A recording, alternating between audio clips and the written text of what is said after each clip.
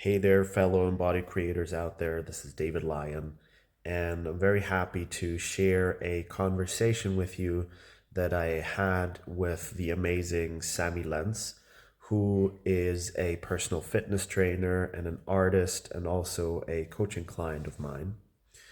And in the conversation, we start out with a question that Sammy brings in on how to balance focus mode with a more receptive, kind of playful mode of just being with whatever is around you.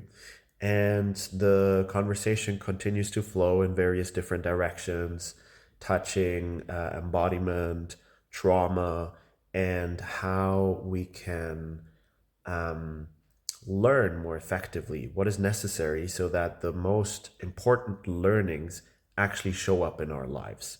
There's a lot more we cover. I hope you enjoyed this episode. And here we go. Here's my conversation with Sammy Lenz.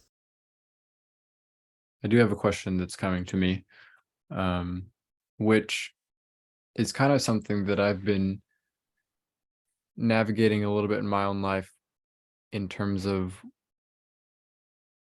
the balance between learning and working on yourself and like mastering something or multiple skills or things, and balancing that with time where you're not necessarily working towards something. So like hanging out with friends or family or just being in nature, or like all these things that are like really valuable life experiences that don't have like this ROI of like now you've leveled up your skills or things like that. um and just noticing that it's difficult sometimes when I'm doing one to think, like I start thinking about the other, like, oh, maybe I should be doing this with my life, or it's like it's obviously not a binary, but it does feel little bit difficult to know how much time to be spending on those things. Nice. Yeah, I like the question. I'm hearing a couple of questions in it. Mhm. Um, yeah, maybe just to check what feels most interesting, because I think like one thing that's interesting is to think about transitions, like how to transition between those, because that can be Mhm. a real challenge. But maybe let's start somewhere else and see if this comes up, or if it calls you, then you can bring it back in. But um so one thing that's interesting is to look at, you said like there's not such a clear ROI Mhm. of like the hanging out and stuff like this. And so it's interesting to look there is like what space is this coming out of, Mm.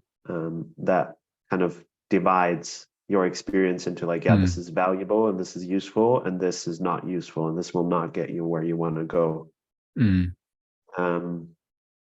Because it's, I mean, it can be a useful perspective if you're very clear, like in certain areas, this is what I want to achieve. And so like if your goal is I want to set up a working social media ad system, then yeah, you can very clearly divide into like what Mm. helps you in terms of learning and applying towards that and what doesn't. But if it's like more broadly, like what helps me in life, um, this doesn't exist really. Like this Mhm. this separation doesn't exist. And then it's interesting to look, um, like where does the drive to learn and to grow come from a healthy place of like, Mm. yeah, because I fucking want to like see what's possible, and where it comes from an anxious, Mm. pushy, something is not good the way it is, I'm Mm. not evolving fast enough place. And then is this, then it can easily turn into something binary, like when it comes out of the stress, then it's like, no, Mm. this helps me and this doesn't. Right. Yeah. Yeah, I think like the part about it not really being distinct makes a lot of sense to me. Reflecting on how, yeah, if I'm doing something that's like a holistic project, then all of my life experiences kind of funnel into it. So it doesn't make sense to like think only about the technical skills if I'm making something. It's like, no, it's like about my life, or it's for my life, or so. Yeah, and I think at times I have noticed when it has been more like technical, trying to like master something and then realizing I have like no material or something to like work with, because my life became bland from just driving in one direction and not like taking richness from other areas of life too. So Yeah. Yeah, and I would say like one way we can look at this is to explore this as a potential masculine shadow of like becoming so tunnel visioned and discerning, but not in a useful way, yeah. or like separating too much. Mm-hmm. Whereas like bringing more balance and like a more wholesome and from some level more feminine perspective that focuses more on like the relationship between things rather than like things, um, can be a corrective, can be really can bring you to a place of, whoa, learning and growing can actually be really fun, where the focus is less or not just on the result, but it's in the process. And it's much easier in that space to stay receptive to learnings that come through like totally different areas or inputs, like kind of random things. Whereas when we're in this tunnel vision, it's hard to see things outside of like the small frame that we, or like the small kind of view that we're allowing ourselves. Yeah, and I want to say I can so relate to this, and especially like the first couple of years of being self-employed, I had this a lot, and I found it really hard, and that's why I brought in the transition piece. Like I found it really hard to move between those spaces. Where it's like when I was working and then I spent time with my partner,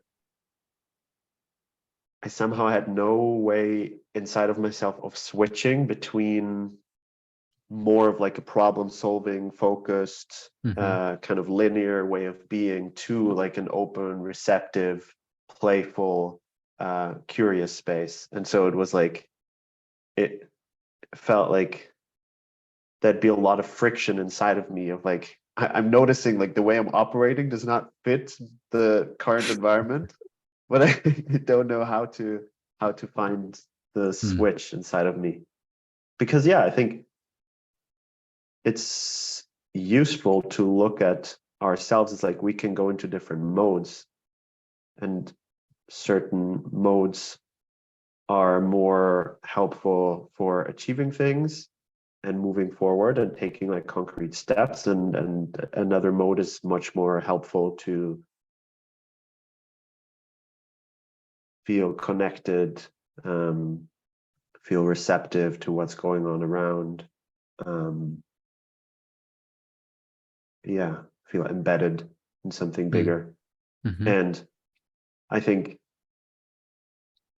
ideally there's always a little bit of both, so that even when I'm in focus mode, I still stay receptive enough for new information to come in that informs me to maybe change direction or something. But yeah, like how much I focus on, like how much I or like which mode is on the forefront, that's a great power to have. But then it takes like a learning of like, how do I switch between those, and what do I need in the transition time? And yeah, it's really learning by doing and learning by struggling to do it and then finding your ways. But yeah, like I've learned by now that I don't engage with my partner or in social settings like straight after, for example, being on a call or something like this. And if I do, then I ask actually for support to help me transition, like Mm. just some physical touch and no speaking or something like this for me to just ground and slow down. Mm-hmm. That makes a lot of sense.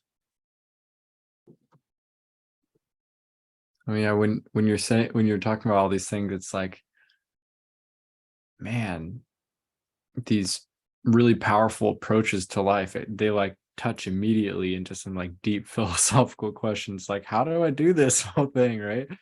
Um, How do I do what? how do I live? How do I approach life? Do I try to go at it like it's a, like in that problem solver mode, or that like constantly working hard, or do I just like kind of play all the time? It's like, yeah, there's probably a balance depending on what you want or what's calling to you. Um, and yeah, I noticed the same sort of thing in terms of specifically like career and interests. It's like, when do I kind of decide to try a bunch of different things versus cut things out and focus? It's like, it's hard to know exactly. Um, but it's like super important to know as well. Yeah. Yeah. So beautiful question. And it points me towards something that I wanted to say before, that I think one piece in this like kind of mental questioning, again, it's good to like check what's the um, physical, emotional, energetic space this is coming out of.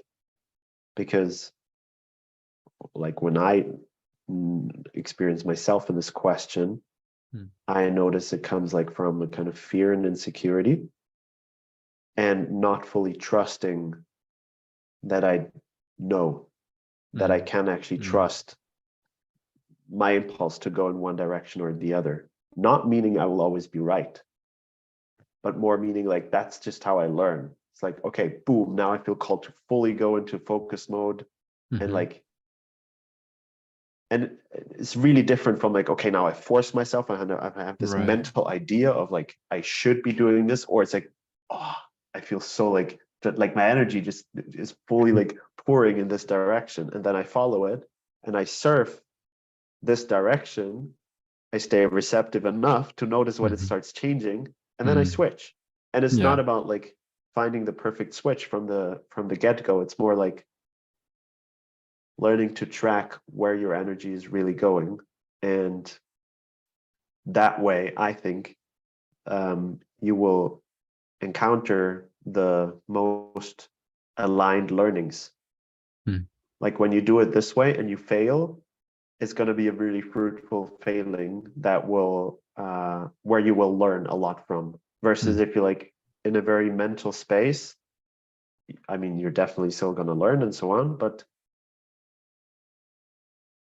I don't know, maybe say something like it might take longer, or the learning will not always directly match where you're at internally.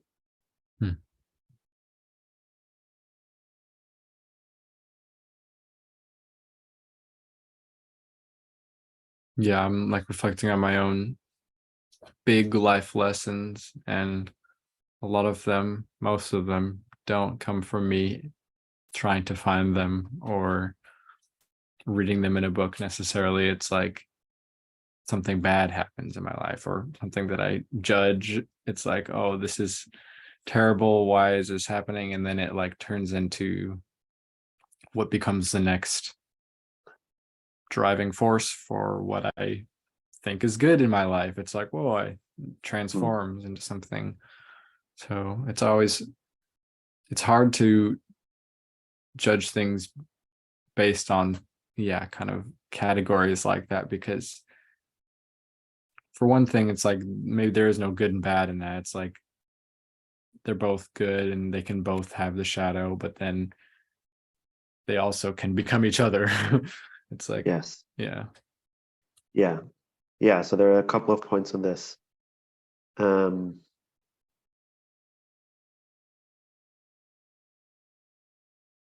let's see where to start.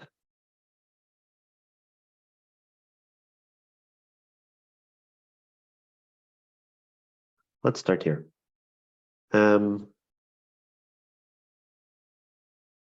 There is a place where there's, in my view, there's absolutely like a good and bad, and there are things that happen that maybe would not have needed, that were not necessary to happen.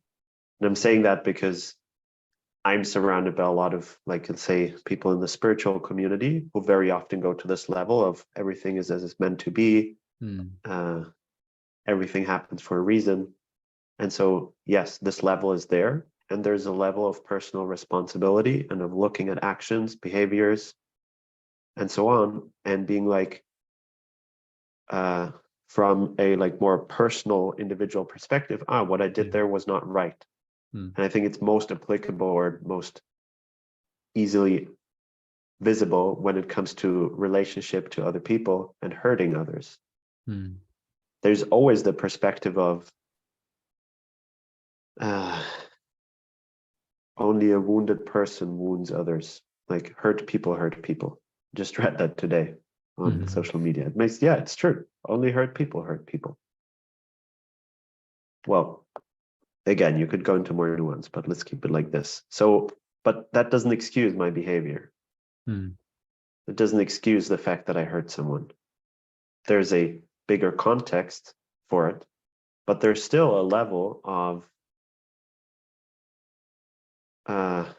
ownership that needs to happen, that like we cannot just skip, because that's bypassing. That's like, yeah, but everything happens for a reason.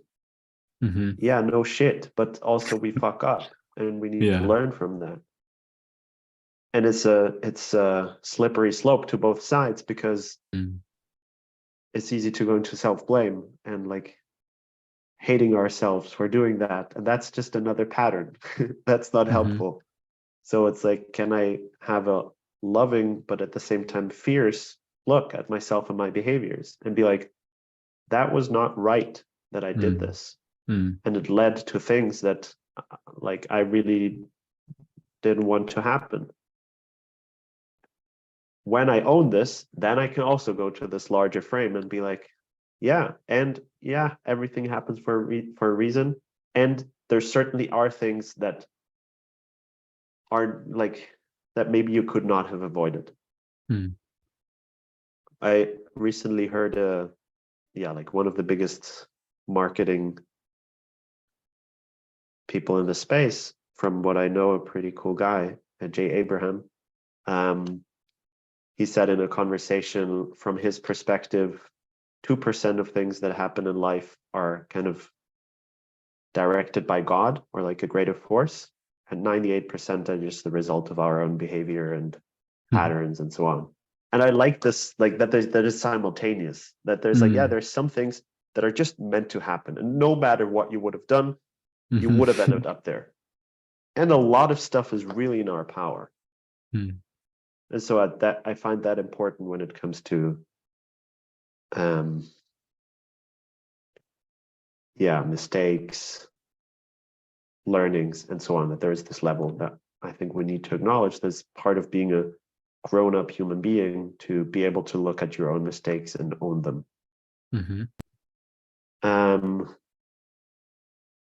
Then having said that, I also fully agree with you that experiences are not inherently anything. Like, from a more personal perspective, yeah, some things suck, some things are good, and so on, of course. Like, if a loved one dies early in their life and someone just tells you, yeah, but it's not inherently good or bad, you're like, fuck you, it really hurts. Like, there's a place for this perspective, and there's a place where it's just completely out of context. But yeah, I think we have this power to use any situation or experience for either good or bad in the future. And that's what I heard you pointing to. It's like, I can go through things and they can be the catalyst for something really amazing happening in my life. And that's an incredible power that we have. And it touches, for example, the perspective that in your greatest wound lies your biggest blessing. Mm.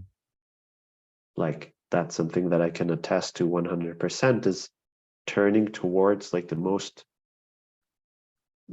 disgusting places inside of me that I really don't want to look at and feel ashamed for and so on, have in a way turned to like my greatest resources. Mm. As in, for example, the fact that I've sat with my own suffering a lot means that when people suffer in my presence, I can be with them, and I don't try to take their suffering away. Mm. Like, I mean, it doesn't help anyway, but Mm-hmm. it's like I often can go into a space of just acceptance and presence for their experience, which very often is what's needed for this to start moving again. That is not like this stuck experience that we're trying to manipulate from the outside, but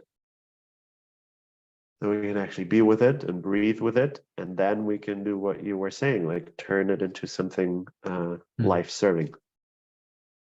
Mm-hmm. So, and I wouldn't be able to do that if I would not have been with my own suffering for, I mean, I still am sometimes, but like for some years, like as like my main thing. Mm. Did I think that this is going to get me there? No, absolutely not. It just sucked. Mm-hmm. Yeah.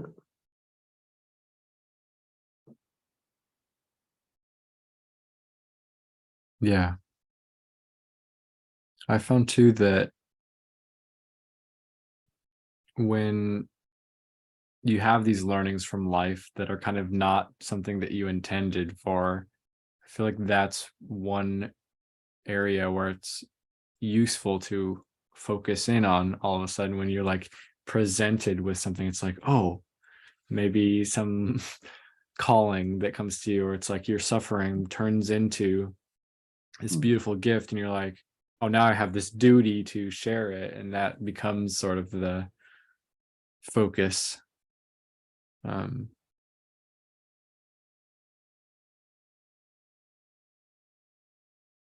at least that's what I've found in my own self, is like when I've tried to kind of find or use that directness in my approach to life without first being kind of receptive to something, or just reflective of my own life, then I don't go anywhere until I have that.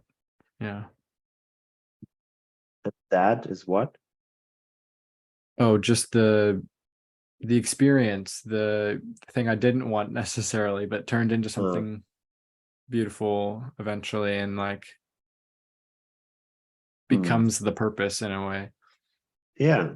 Yeah. I mean, because it has substance. Mm-hmm. Like in a way, for me, it's the difference between teaching something that I mentally took in university because some authority told me, Mm. versus having fucking gone through something and then like it does something to my whole system. And then when I share it, it's not it like it's like the difference being like the transmission is just like from mind to mind, or it's like Mm-hmm. from being to being. And we all feel that, even if like we're completely disconnected from our body and so on. You feel the difference between someone speaking from experience or just from ideas. Mm. And to varying degrees, but I think everyone tends to feel more drawn towards people who actually embody something, because like your nervous system senses like there's something for me to actually learn there. That's not just like a mental thing. It's like it's literally encoded in the person's nervous system. So when you spend time with them, it's like your nervous system kind of like learns from that. Mm. That's how I choose and have chosen all of my mentors and people I follow. It's like I notice what happens in my body when I'm in this person's presence, and I'm like, holy shit. Mm. Like I hear them talk on a podcast and I'm like, whoa. Like they're Mm. touching something that I clearly have not yet integrated, and it clearly calls me. Mm.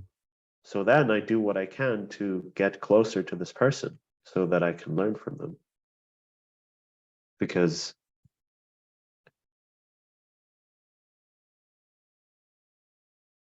yeah, I mean, I'm just not interested in teaching things that I have not really embodied. Mm-hmm. It's not sustainable. Like I would get very clear feedback from my nervous system and body to be like, yep, that's not gonna happen. Doesn't mean it still doesn't happen. Like it still happens from time to time, but like I can feel the difference very clearly. And obviously also in the response or reaction from the other person. Mm. And the cool thing is when you teach from that place,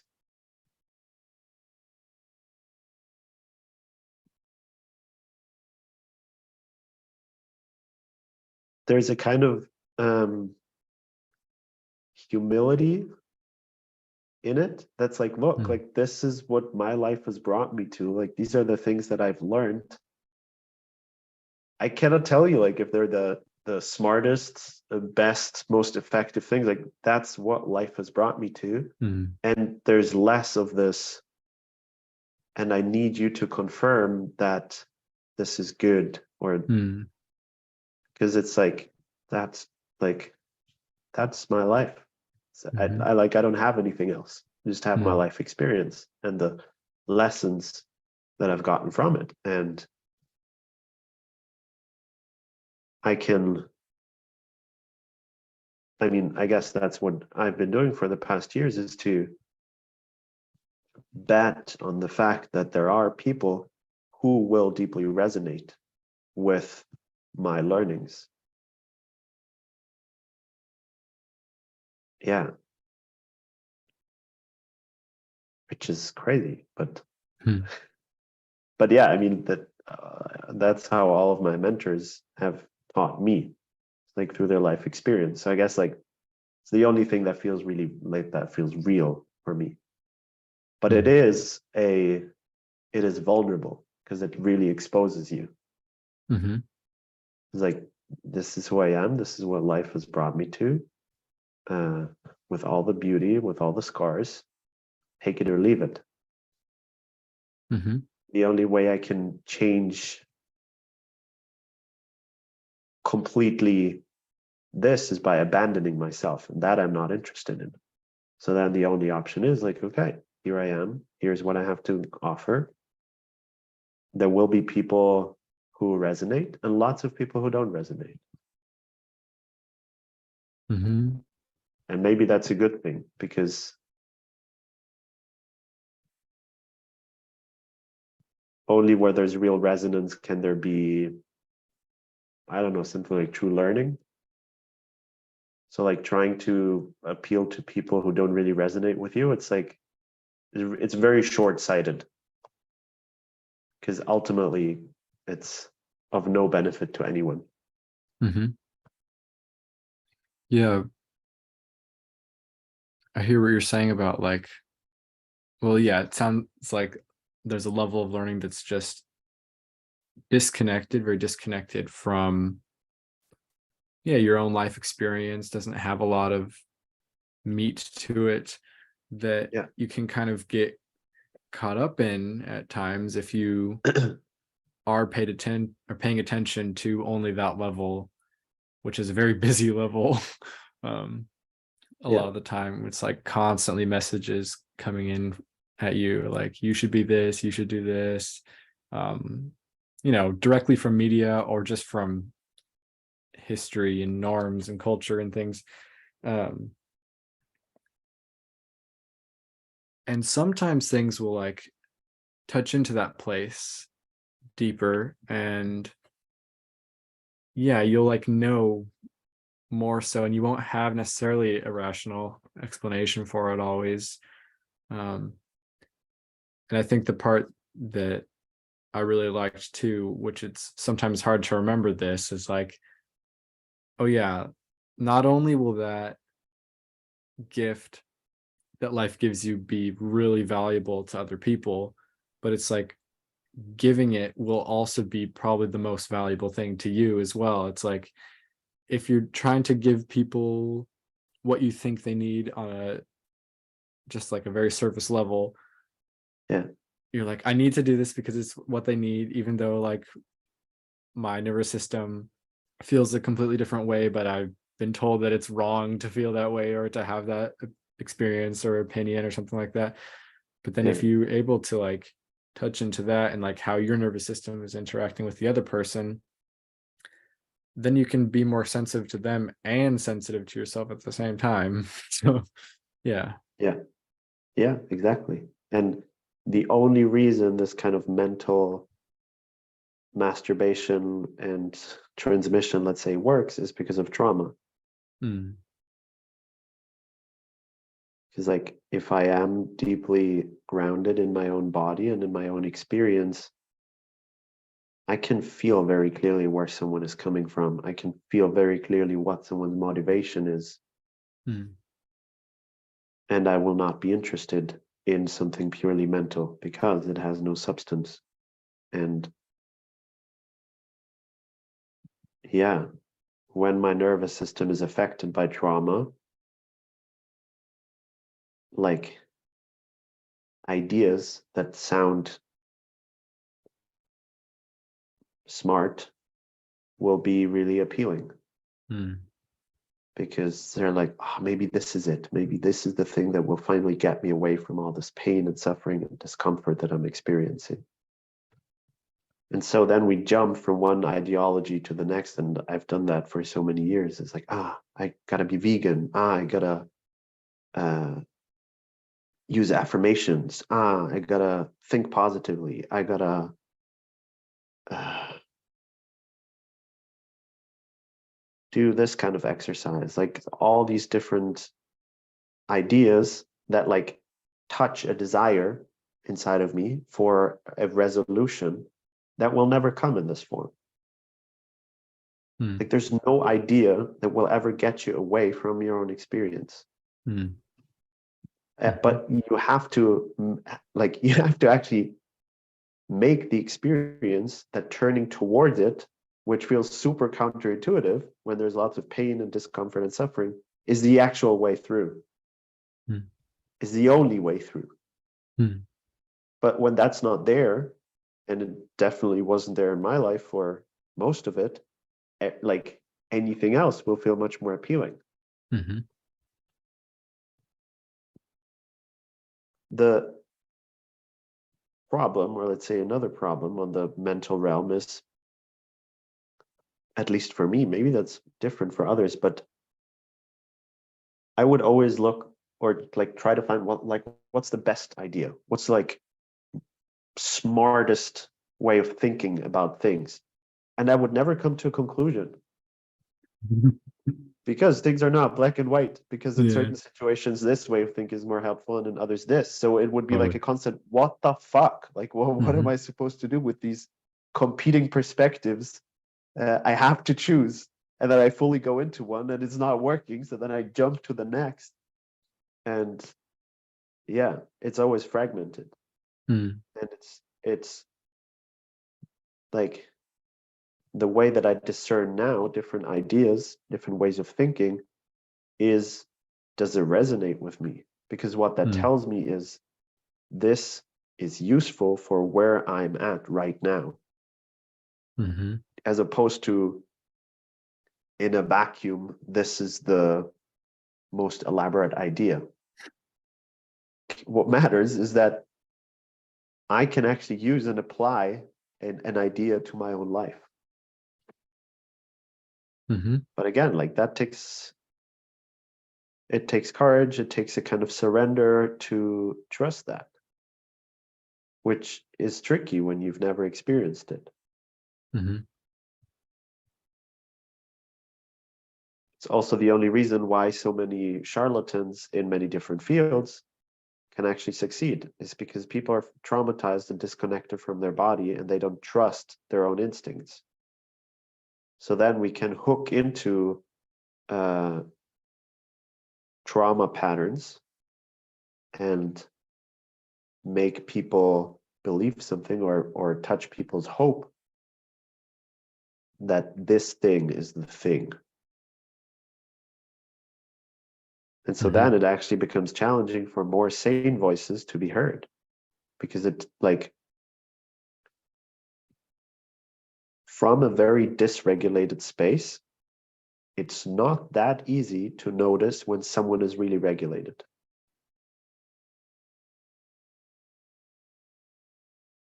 Like, I heard this from a guy who works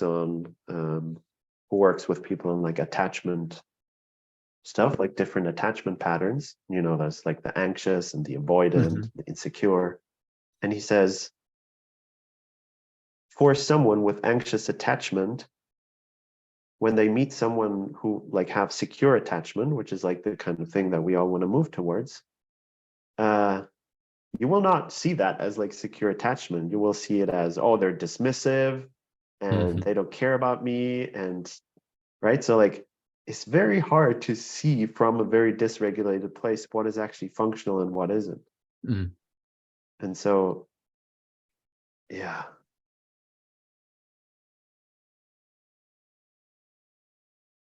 That would be the way out of, or just towards so much more sanity, is helping people track more inside of themselves how certain things feel, because then they'd be able to actually discern. You can apply this to all levels. You can look at politics. Like, I think without trauma, we would just stop choosing between two choices that both suck. Yeah. Like, we'd just be like, yeah, we're just not going to do that.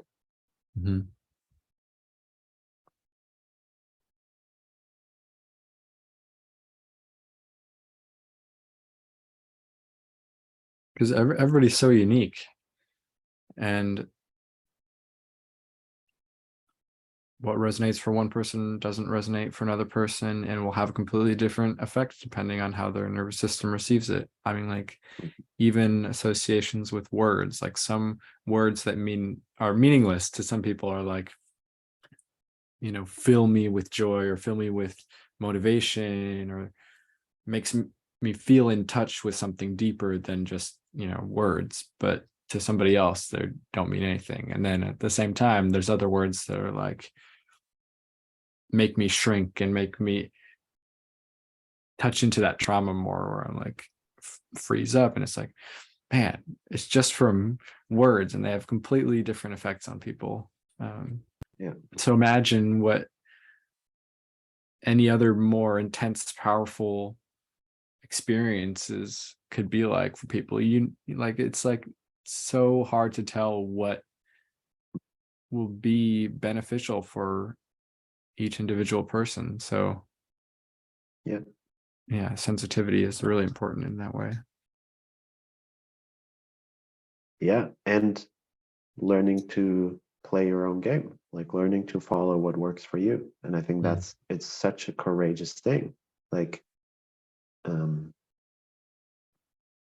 if you learn that, just taking this example because it's been present in my life, if you learn that semen retention is the thing, that's like the go-to thing, it takes a lot of courage to be like, well, let me explore actually in my own body, how do I feel after ejaculating, and letting that be my teacher. And being like, okay, I mean, I can still stay curious. It's not about getting stuck and like, oh, experience this and that's how it is. But it's like, well, it seems like this is my experience and this is working for me right now. It's really vulnerable. And it's what's going to move you forward, because you're actually in tune with what works for you right now. It doesn't mean it's going to stay like this forever, but it's like you're meeting where you are at inside of you. And so then things can flow. Yeah. That brings me to, I remember during one session, I kind of had this one coaching session with you. I had this binary thinking where I was like, oh, I think one way and then I think, oh, that's wrong. So I go to the other one. But then, and the point that you made that was really important to me was, or valuable to me, is that it doesn't matter so much which choice when you're in that sort of dysregulated state, because they will be reactionary either way. Whereas if you are sensing into it and you feel embodied making that choice, then there's kind of also it doesn't matter in a sense, but it's more effective when you're making the choice from that place. Yeah, because you can when you're grounded, you can include the other. Like even if you go in this direction, you can include the other thing. You can hold it inside of you. So it stops being an either or.